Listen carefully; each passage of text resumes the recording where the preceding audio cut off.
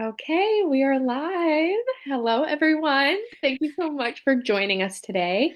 My name's Ariana. I'm the events coordinator here at Love Sweet Arrow. I know my name says Marissa, but my name's and I have the great pleasure of being joined here today with LaQuette, romance author, to celebrate Janae Sanders' second time around. Hi, Yay! it's actually release day, everyone. For everyone who doesn't know, it's release day. It is Um, release day. I'm very excited about that. So walk us through, how has the day kind of been? It's been very hectic. It's been very hectic. I'm actually out of town and away from home. So trying to handle everything that I need to handle for release day. I've literally been trapped in my hotel room for a day. And it's okay. It's okay.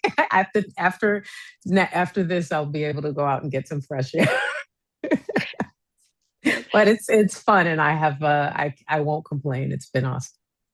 Have you been just constantly like scrolling to see like what everyone thinks about the book, or are you trying to stay Well, on social media? well, not scrolling to see if everyone any how people feel about the book, but to really respond to the outpouring of love and support because I really want my readers and the people who were kind enough to arc review the arcs. I'm so grateful. So when they post something, if I see it, I'm definitely going to respond to it because I want them to know how much I appreciate their time and effort. Oh, I love that. I'm so glad it's been a good release day for you. I feel like authors have like mixed.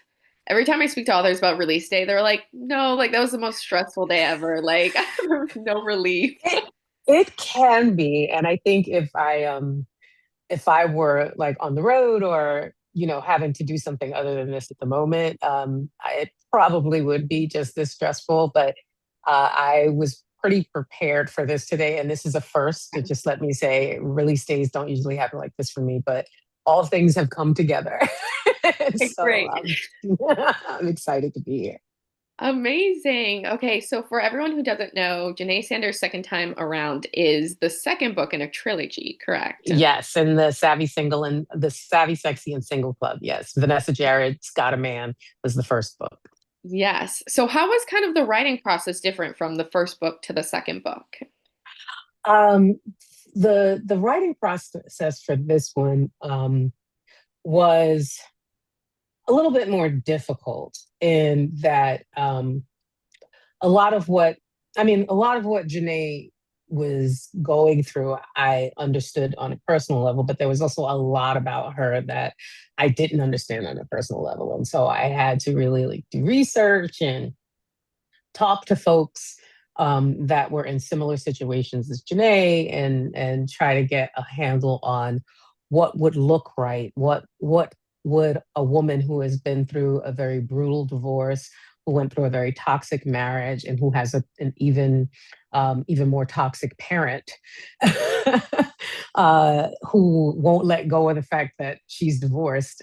And having a 15-year-old child, like how does a woman like that move in the world? What's her life like, and what kind of romantic partner does she need, to not add a burden to her life because she already has so many, but also to uplift her and to make it easier for her and to just soften her experience. Love that. And I also love that this trilogy is about women who have gone through life and gone through like these hardships and they're coming out the other side of it and getting the happily ever after. Oh yeah, that was actually the reason I wanted to do this series because the series was born out of the fact that rom-coms were getting really big, and every one I saw was about young people, people under 30, very early 20s. And I was just like, okay, that's great. I love these books, but what about the representation for Right. those of us who are over 30, over 35, over 40? Like, where's that at?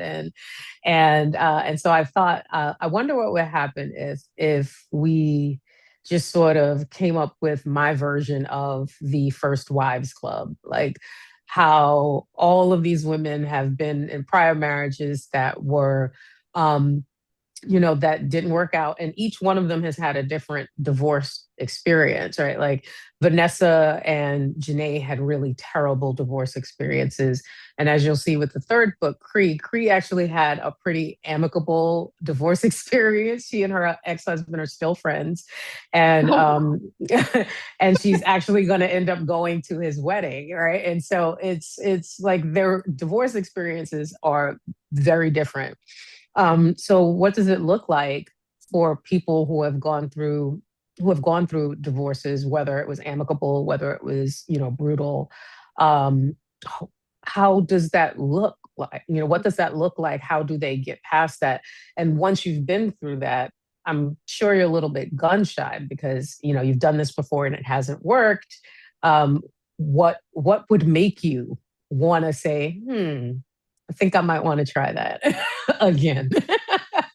I'm ready for a second go of that. Yeah, I mean, Janae is very much so like kind of against love in the beginning. It seems she's very like a little bit closed off. So She how is did you very.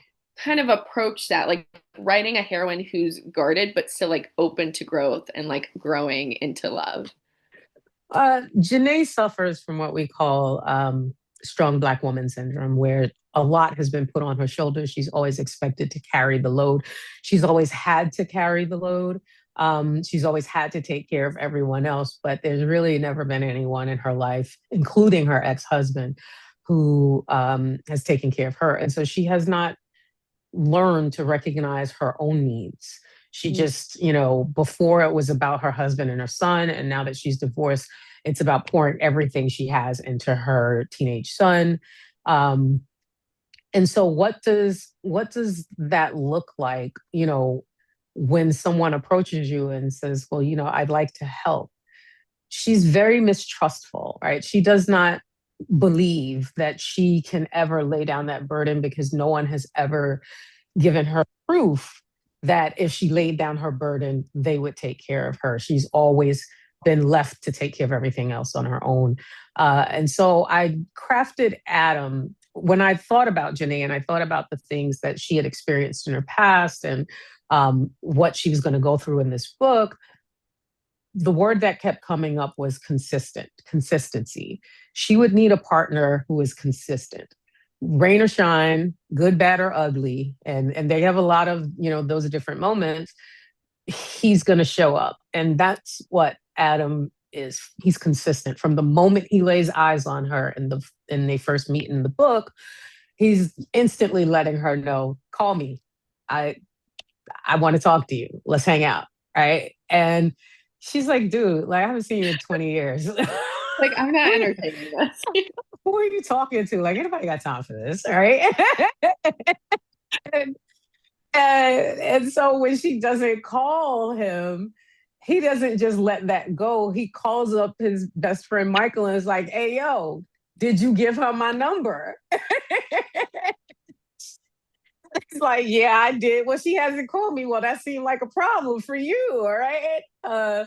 Can I get her number from you? No, you cannot. You have to wait until she decides to either call you or give you her number. And when they run into each other again, he's like, listen, stop playing games with me.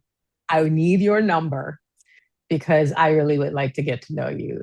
And she's very, like I said, very put on. She's interested, but also very guarded and not willing to really believe that this could be something more. And so Adam just has to consistently show up, um, listening to her, right? He doesn't make her feel like she needs to get over her past or get over the trauma she's experienced. He validates those experiences. He validates the way she feels and the way that she has responded to survive those traumas. And that slowly but surely breaks down her walls because consistently, again, he is there showing her that it's not just about physicality, that he has a vested interest and not just them being together, but seeing her happy. Like that's really his goal. He wants to see her happy and he wants to be a part of that happiness. And that's why we love him. I do. He is one of Adam, my favorite heroes. he's so great. And I love that they're kind of like rivals to lovers a little bit Yeah. as well. Like I love that Yeah. kind of dynamic with them. Well, it started when they were in high school, and Adam has a lot of reasons pertaining to his own personal growth and emotional arc about why he couldn't pursue Janae when they were kids. And so the next best thing, because she never paid any attention to him, like she literally did not notice this boy. She never gave him, and it wasn't that she didn't notice him. She did notice him, but she just pretended to not notice him because he was a jock and she was, the smart girl in class. And so she never wanted to feel like this man could never want me, right? So she just said, I'm going to do me and I don't have to worry about him and his jock friends and the cheerleaders that follow behind them. And so to get her attention, he gets his grades up so that he can take AP classes with her and get on her nerves and get under her skin. And they develop this sort of academic rivalry throughout high school because it's really the only way they can each express their interest in one another. And still continues in the book. Like there's a section of the book where she says to him, as the second smartest person in our graduating class, I'm sure you can figure something out for this situation that we found ourselves in. And he's like, second to whom? She's like, to me. I was valedictorian. He was like, yeah, by point, like half a point. That's not a win. She's like, I still won, and you are number two. I think something like that too. It's so fair. That half a point means something. Exactly. So, there's pettiness there. There's, a lot of nostalgia because she hasn't had, they've only seen each other once in the 20 years he's been gone. And that was when their friend Michael's parents died, probably 10 years prior to where this book starts. And so and at that time, they didn't really have time to catch up. It was more about like making sure that they were supporting Michael. And then once that was done, he was going back to his life out of state. So she's not really had any time to really talk to him. She doesn't know who he is at this point in his life. She's, heard his name because of Michael and Derek, who are still in their small town and they're besties with him. But she doesn't know anything about who he was. So when she sees him, to her, he's still very much that high school kid who used to get on her nerves all day, every day. And she responds to him like that. I love that. I love their dynamic. I have to say, I'm a sucker for a good rivals to lovers because I feel the exact same. Like, I Half a would point be, counts. yeah, that half a point. I would be employing that. Half a point counts. So, along with the love story in this, obviously we have Janae and her friends, which I feel like is also a big part of the story. So, what role do you think friendship kind of plays within love in this story? There's all sorts of love being represented in this story, and particularly the friendship thing is the community thing, the found family. Um, they both Janae and Adam, they have their separate friend groups. They're all one big friend group, but the girls are the girls, the guys are the guys, and the guys are really there to really not just support Adam, but uplift him and also to care for Janae in their own way. Like they make sure Michael is very resistant to sort of helping Adam out in the beginning because he's like, listen, this is a friend of mine. We've been good since we were kids. We actually dated for a bit after you left. I hold her in the highest regard and the highest esteem. I'm not going to let you mess over her. So if this is not something you really want or you feel like you can be present in her life and bring something positive to her life, I love you. You my man's in them, but I will absolutely check you about this. So make sure this is what you really want. And even Derek in his own way, when things start to go wrong between um Adam and Janae, he's there to step in and is like, look, you got to do something big to show this woman that you love her. And I'm going to help you do that. I'm going to set all of it up, leave it to me. Because these people are his friends, and he really does love them both, but and he sees that these two should be together. And so he's like, I'm going to help you out. So his friends are there to not only support him, to really give him the brotherly love that he needs when he's down, but they're also there to keep him in check about Janae, because they're not going to see him hurt her. And I think there's something beautiful in that. There's that where there's this accountability where loving someone does not mean just letting them do whatever they want to do and ignoring the harm that they can cause. These men keep him honest. And so he knows that it's not just about how he treats Janae, but he knows that there's a risk to actually like losing this beautiful friend group that he's been a part of for all his life if he doesn't do this the right way. And for Janae, she also needs her friend group because that friend group really helps her come out of her shell. They support her, but again, they keep her accountable when she's doing things that are intentionally sabotaging the situation. They're like, "Girl, get over yourself. Like this is a good man who's interested in you, and you're worried about what if, for the future. Just enjoy him right now." And especially Vanessa. Vanessa plays a large role in that as someone who also, again, went through a really terrible divorce and has found this amazing love with Michael. And she's like, "Look, girl, I'm trying to tell you there's something wonderful on the other side of this, but you have to do some work, right? You can't keep pushing this man away and expect that he's going to keep coming back. I mean, he does, but He will, but but Vanessa is like, you have to be aware of his feelings. You have to be aware of your own feelings, and you have to be aware that you deserve this soft place to land that he's providing you. There's nothing wrong or sinister or mistrustful about that. He just really wants to take care of you. I love that. And before you said it, I was going to say that I think that's so important. That friendship just doesn't mean letting people get away with things. Like Hmm. the accountability aspect. And I think especially for male friendships and seeing Hmm. that in your books, that is a very like amazing thing to see that they keep each other accountable. Yeah, I mean, I grew up in a time where that was something that was present a lot. Like, men, especially when it came to the women in their lives, like they didn't just they protected them. And so if there was something awry, or some disrespect going on, it was the men who checked the men. It was the men who were like, "This is like whatever your issues with her. This is not how you're gonna handle this because you're going to give her respect. You're the same respect you're due, she's due." And that's not to say that every man was like that growing up. Absolutely not. But many of the men that I grew up with, the men in my family, um, were very much very protective of the women in my family, their sisters, their mothers. And so I grew up in a situation where my male family members were very protective of us. And so and my grandfather especially was extremely protective of myself, my sister, and my mom.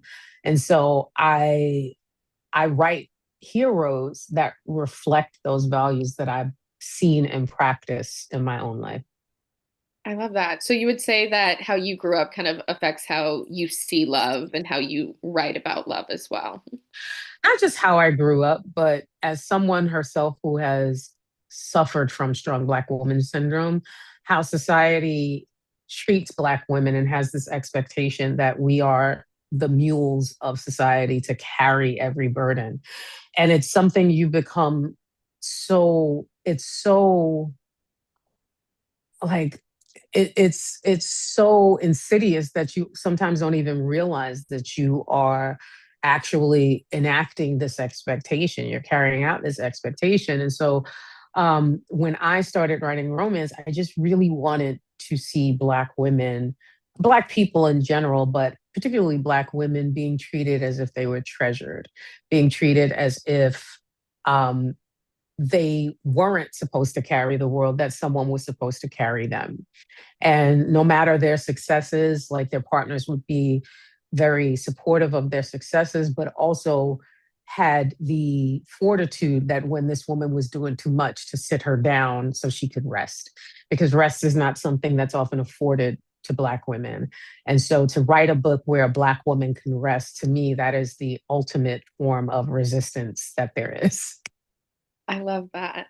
Did you kind of always know you wanted to be an author? Was writing romance something that kind of came naturally to you? No. So it did, but it didn't. So I grew up in a family, we were very poor. And so there was no babysitting money to be had. So I grew up with my grandparents. My grandparents were my babysitters.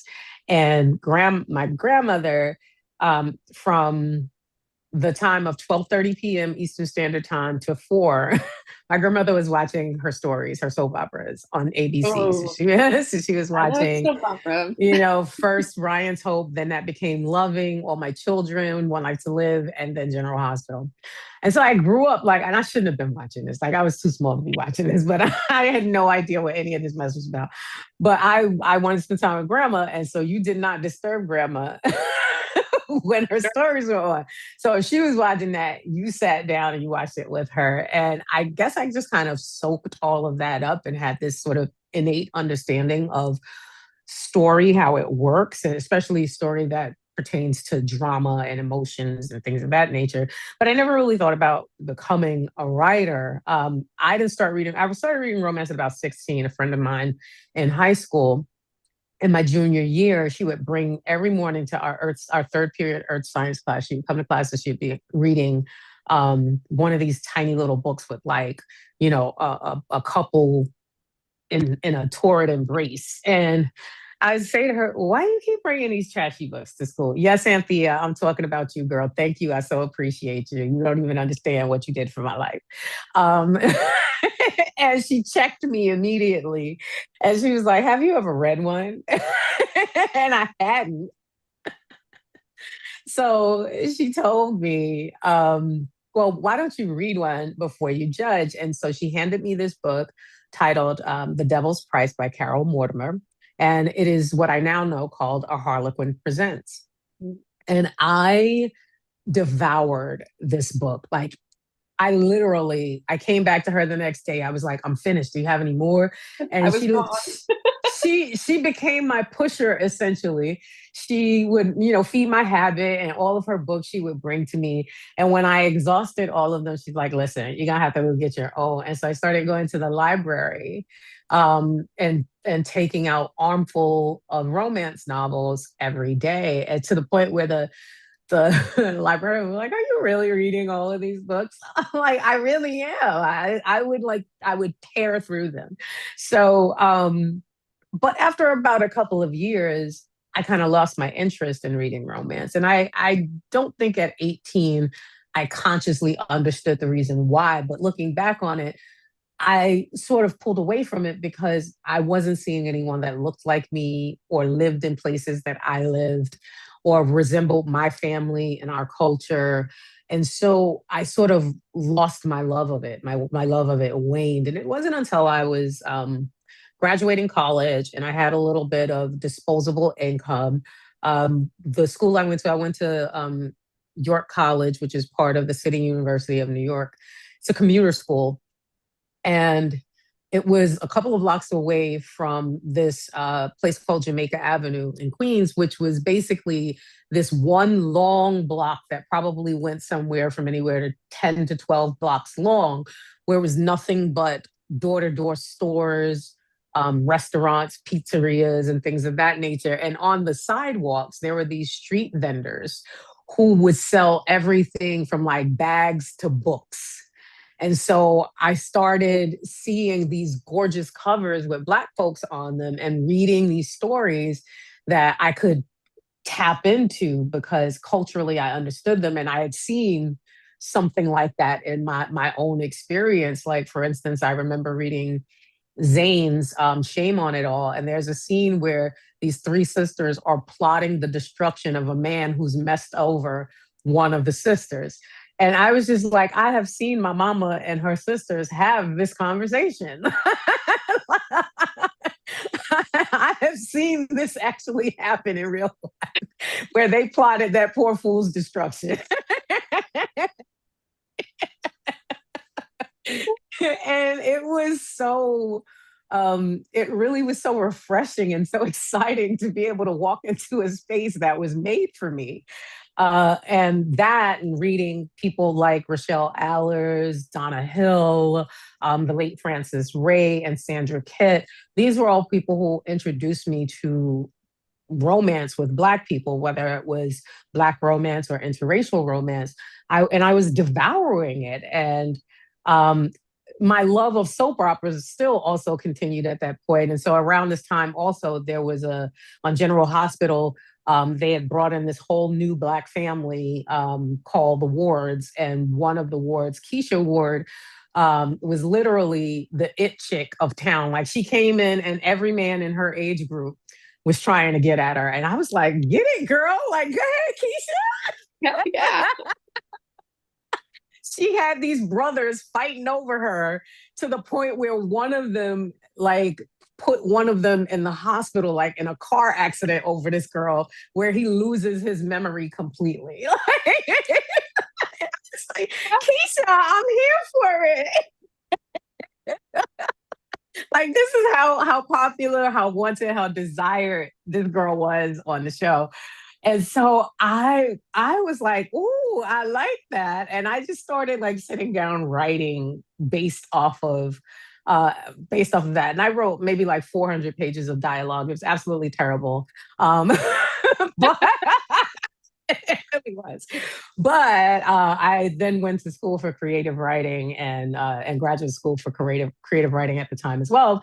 And so a lot of the techniques I learned in going to school for creative writing, I was able to apply that to the book that I've written and get it in passable shape and to where it was where I was able to sell it to a publisher. Um, and that really is how my foray into writing romance began. I really, it really was all just all these things coming together, showing me the beauty of Black women being loved, adored, treasured, and obsessed over. And I was like, yes, like my heroes must be obsessed. Like if he's not That, obsessed with her, what is even the point? And so Adam, he just does not go away. Like he shows up. Janae is like, I don't want to be bothered. And he's like, okay. And then he comes in. like, I'll see you tomorrow. He's really like a golden retriever that just you know who just wants to be around you. And so eventually she realizes that she doesn't dislike his company. Like his company is not as bad as she thought it was. And he starts to do some really caring things for her that he doesn't have to do, right? He's not, you know, there's no reason for him to do it other than the fact that he really is trying to show her how much he appreciates her and cares for her and also cares for her well-being. Wow. No nonchalant men. I don't do that. I'm away My with heroes that. literally from the moment they see the heroine, it's like I must have her, even if they don't like her, right? Like my book previous to this is The King's Pregnancy Proposition. It came out in November, this past November. And this man cannot stand the ground this woman walks on. But and they've had some issues. They had a one night stand. She left him, ghosted him for 4 months. So he's got a bit of an attitude when he sees her again. And especially because he's a whole king and he's not used to being basically ghosted. So I would say I she love that for her though. all right. She ghosts this king for 4 months. And when he sees her again, he's basically like, I can't stand her, but I would sure go back to bed with her if she'd allow me to do it. Like, that's how obsessed. Like she had this king obsessing about her for 4 months before he tracked her down to find her. Love. These are the type of men I write. Whether they like the heroines or not, they're obsessed with them. And that's what we need. We need more obsessed men out there. In a good way. In a In good a good way. way. In a good way. So you kind of brand yourself as writing like Hallmark style books, but with heat, but with Yes. sexiness. So how do you kind of balance the emotional with that heat, that's sexy, and like keeping them kind of both Well, for equal? me, um, physical intimacy and sex in a romance novel is really not about the sex itself. It's about the sex being a physical manifestation of the emotions that they're sharing, right? So there are different reasons for, and different emotions that can really bring about physical intimacy. Anger is an emotion. Angry sex is the thing, right? Comfort, needing to be comforted is an emotion. Needing to feel safe is an emotion. And so it's not just about necessarily love, because as in the book I just mentioned, um, he's not in love with her because he doesn't know her well enough to be in love with her. But their torrid night that they spent together was so torrid because she literally saved him from a really problematic situation. She, gets him out of a really problematic situation. And as a king, he has never seen someone take care of the man, worry about the man and not the crown. And that feeling of being protected by someone and having his needs and desires worried about is what makes him so attracted to her, that he's like, okay, let's do this. Let's go up to my room and take care of business. And is still mad 4 months later when after this girl has left him, because of what the act that she does for him is so profound. And so sex in a book, you can have all the sex in the book you want. It doesn't necessarily make it romance. Erotic romance is a thing, but erotica is also a thing. And there is no shame in erotica. Erotica is beautiful. It's about the sex, but the book is about the sexual journey. It's not about the romance of it all. And so for me, writing romance, whenever I'm going to add a sex scene, it's about showing how their relationship has changed and how it's deepening and how their emotional connection is moving into these new emotional stages as they develop this really profound love between them. Got it. So the sex for you is kind of like a turning point in like the emotional aspect of the relationship. Absolutely. And as I said, it can be all different sorts of emotions, right? It can be, I mean, there's a time in the previous book that I spoke about where the king is very much in need of comfort. He has gone through a lot. He's in pain. He doesn't really know how to express that. And and her being there with him, like the way their bodies come together, is all about comforting him in that moment. And many of these same things happen within Janae's second time around. Like there's a time where she sees that Adam is so worn down by something that's happening in the book.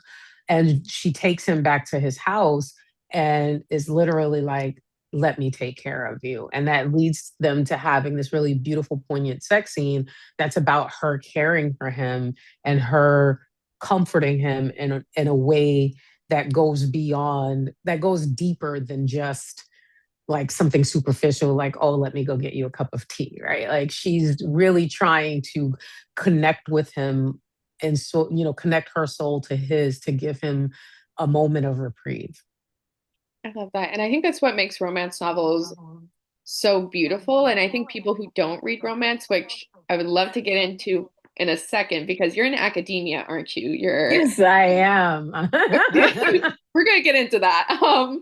But people who don't read romance novels or, bash romance novels, they think it's the sex scenes are just the sex scenes. And I'm like, no, but it's like it makes you feel something, It I makes think, you with romance. Yeah. The purpose of romance is to make you feel something. It's also to give you hope that no matter how bad the situation, things can get better. I think there can be positive things that come out of a bad situation. It's also about emotional growth, about becoming better through the process of falling in love with someone else, about recognizing the things about yourself that you yourself want to change, and having the courage to change them so that you can be a better individual for yourself, but also for your partner. And so I love romance for that. And I really think that a lot of people are missing out on romance. Are. So speaking of, you're a PhD student currently. Are you? Yeah. Yes, I am a third year PhD student. I'm actually about to sit for my comprehensive exams and defend my proposal, which will lead me to dissertation writing. God willing, all things go according to plan. And so it sort of seems incongruous that these two things, these two halves of my lives can live, together. Academia has a very long history of being elitist and of dismissing romance when it comes to not seeing it as literature. And so for me, as someone who loves the genre, who writes books in the genre, it is very important to me that I be the champion of romance in those spaces. And so what I'm actually studying is looking at um, how stereotypical representations of Black women's identity in popular media really can negatively impact how not only Black romance writers' work is perceived, but also how Black heroines are perceived. Essentially, you know, the society says Black women are these few very narrow things. And so when Black romance writers come along and we start writing our authentic experiences, we're looked at as either lacking skill or writing things that are not reasonable or not close to the realm of reality. And so I write stories that very much support a Black feminist lens where I am looking at things that are very important to Black women, like community, like futurity, like love is liberation, the acknowledgement of their existence, and the acknowledgement that their experiences are actually knowledge, produce knowledge. And so you will see all of these things in my books, resisting stereotypes. You will see all of these things in my books because I deeply believe in them. And so when I was looking for a program, I was not really sure I was actually going to be admitted into a PhD program because of the fact that I am actually writing romance and because I am talking about romance a lot in my work. Um, and I was admitted and my program, like the faculty are thrilled, like they're so supportive of my work. They're like, do you realize you're creating, I have an advisor and they're always like, you're creating theory. I'm like, I don't know that, but if you say so, I will agree with you because I trust you.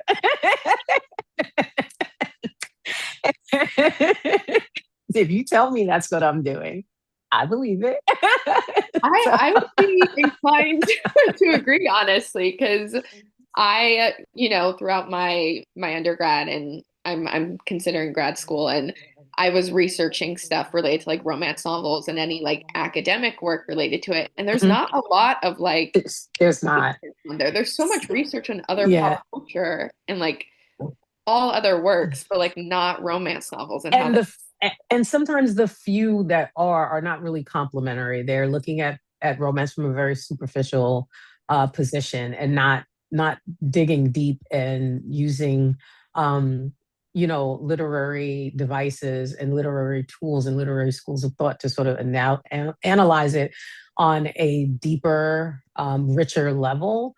And so that's my goal, is to be able to do that. And I that is why I'm inclined to believe my advisor. Thank you, Angela. I so appreciate you. And again, because you say it, I believe it.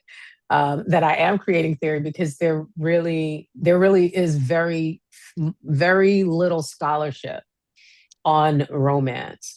I know that the I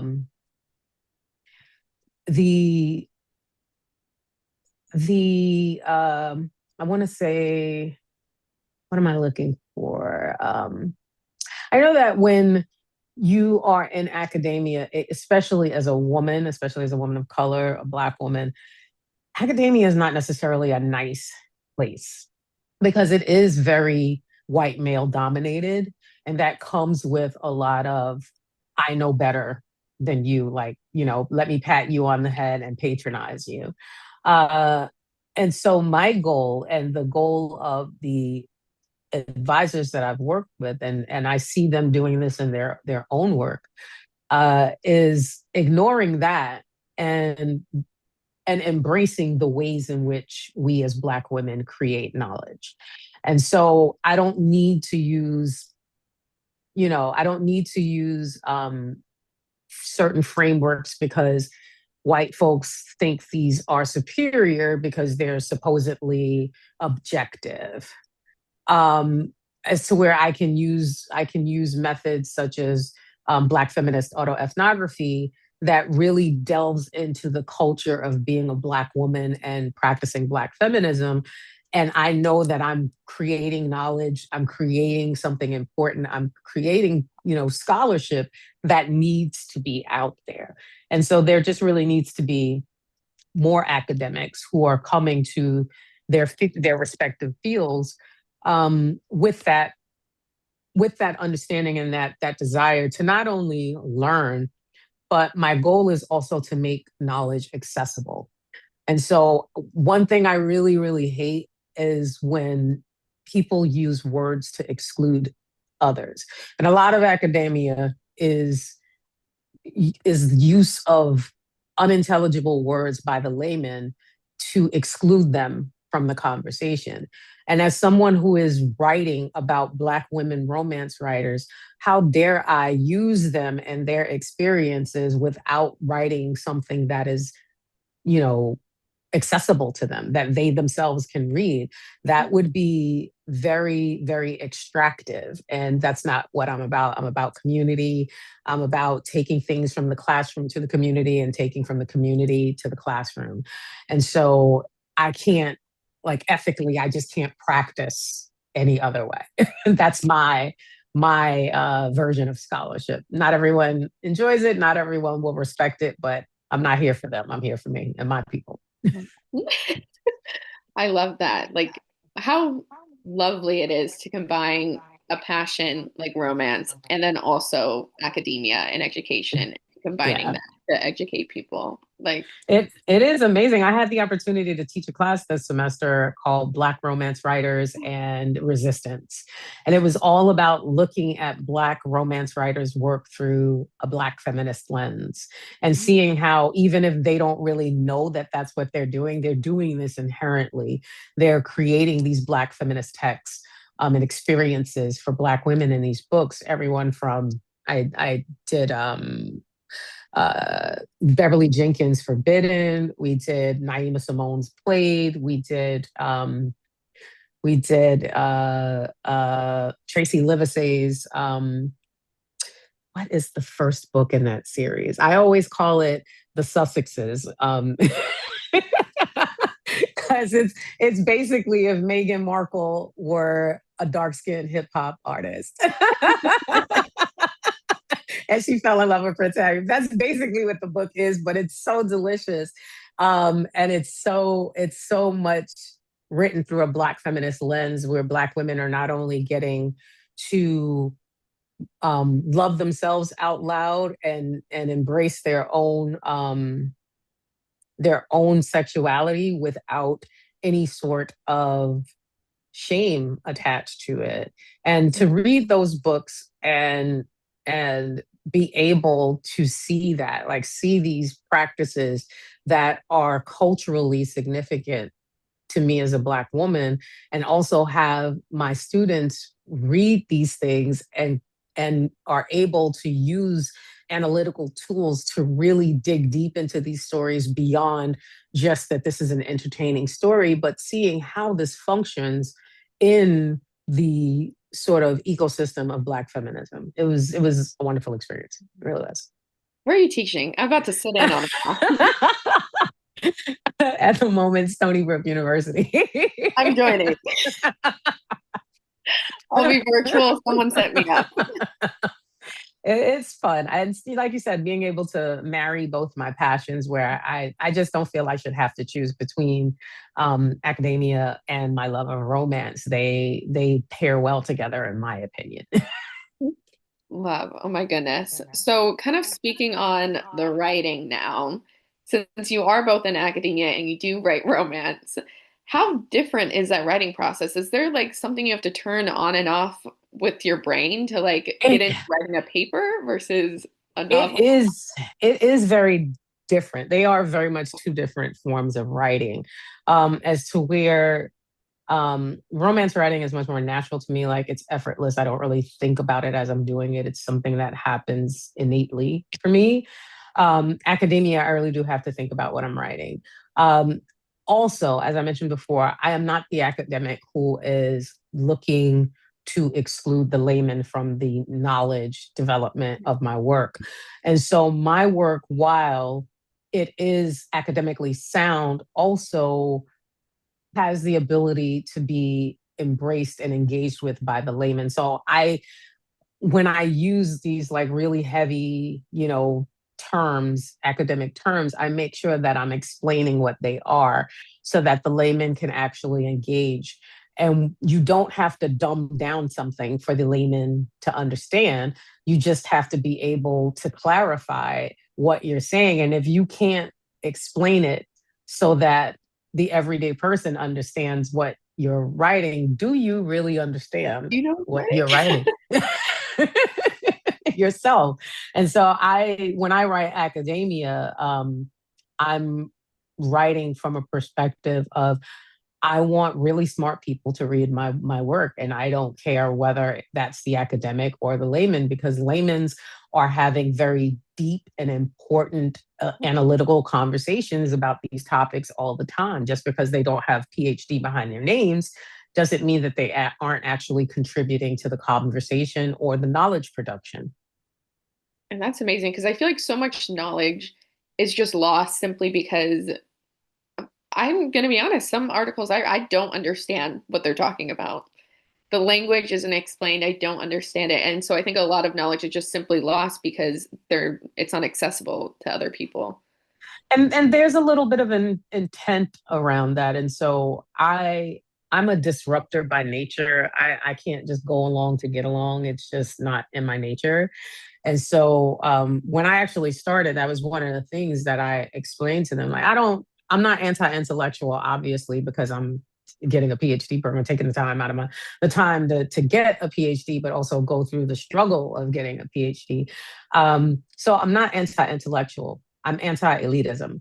And I don't think that in order to produce valuable knowledge that can be disseminated to the masses and actually used to create solutions in the world that we live in, I don't believe that that has to be so heavily buried beneath academic terms in order for you to really show that you have scholarship, that you can actually produce scholarship and that you are actually smart. Right. And so I have a lot of conversations in the classroom, whether I'm a student or not, that really brings it back to who I'm writing this project for, who I am researching for, what I am attempting to do, which is bring awareness to the plight of Black romance authors and bring awareness to our work. And so while it's lovely if academics can get on board with that, it's not really my goal. my, my goal is to speak to my people and help them understand that I see you, I acknowledge you, and I'm going to take the L for us so that I can go through this and bring this information to the masses so that this is not a silent struggle for us, that everyone becomes aware of it. Oh my goodness. I just have to say before we move on from this that that is truly inspiring. The way you're taking academia and making it accessible is something that I feel like is, yeah, it needs to be done more, and I think that's just such a great thing that you're trying to make with everyone. Like, please, please give me more clarification in my articles. I'm Googling words left and right.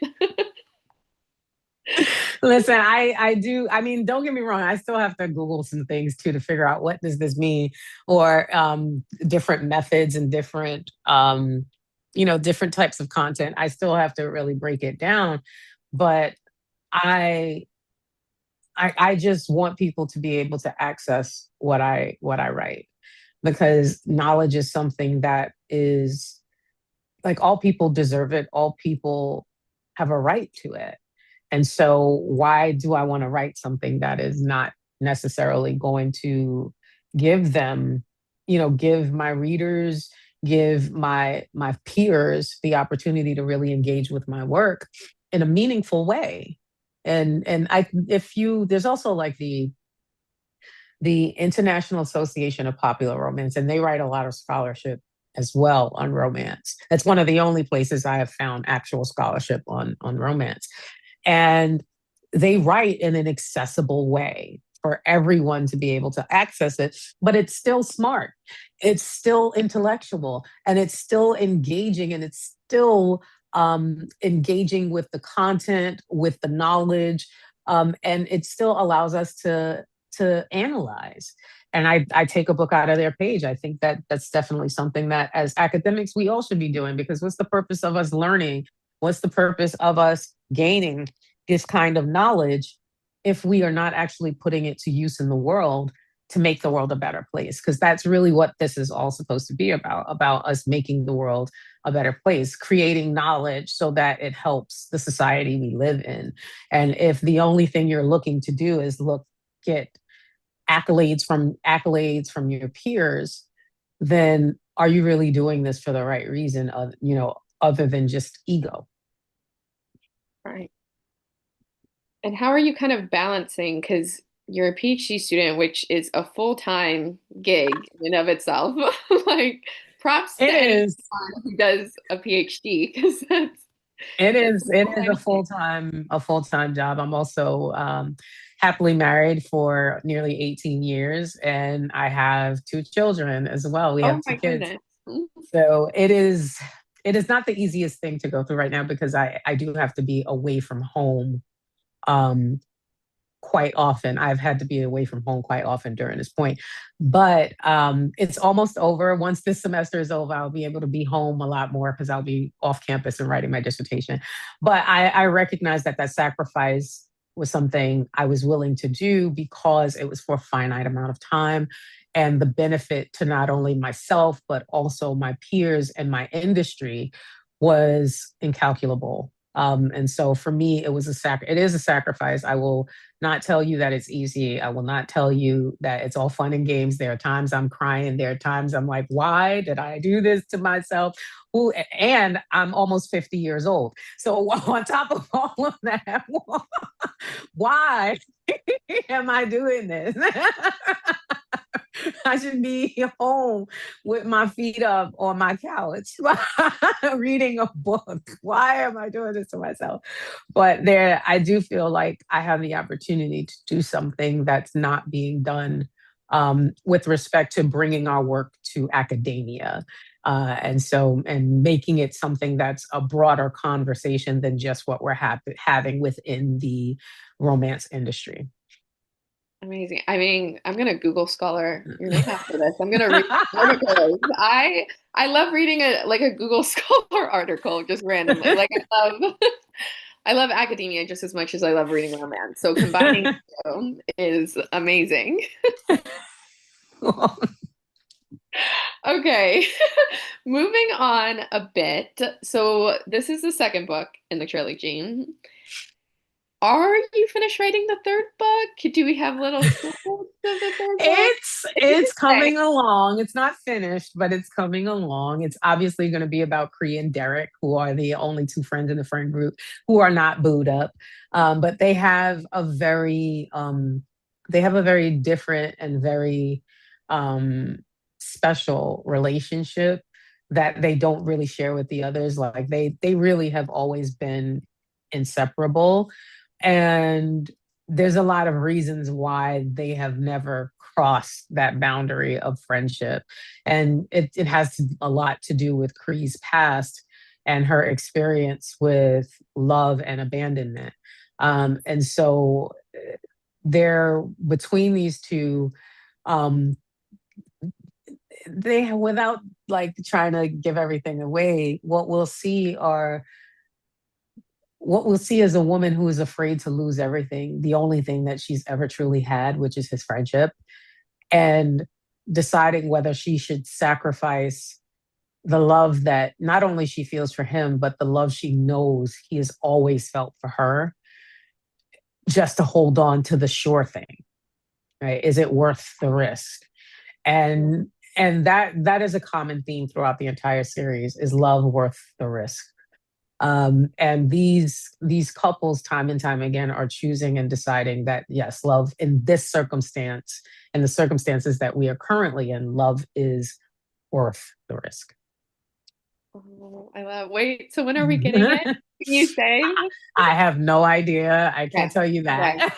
I wish I'll I leave it could, be. but I promise as soon as I know, I'll let y'all know. And do we have anything else in the works next? Yes, I actually have a cowboy series coming out. It's a the first book is a republication. It's a Jackson. It's being republished in March. And then the second book, which was not ever published, is Colton. And I am putting the finishes touches on book 3 right now. So that will be out between March and the summer. Those 3 books will be out. Okay, amazing. So everyone watching, you will get something from LaQuette before the third book, so don't worry. There will be content. Okay, amazing. I think we're just about at time. This has been such a lovely conversation. Thank you so much for taking Thank the you for having me. I so appreciate you. I mean, this has been so enjoyable for me as well, but I really appreciate you taking the time. I really hope that at some point I can get to Chicago. Chicago is where Yes. you're Yes, located. Chicago. Yeah. Yes. I really hope at some point I can actually get to Chicago so I can meet you all in person.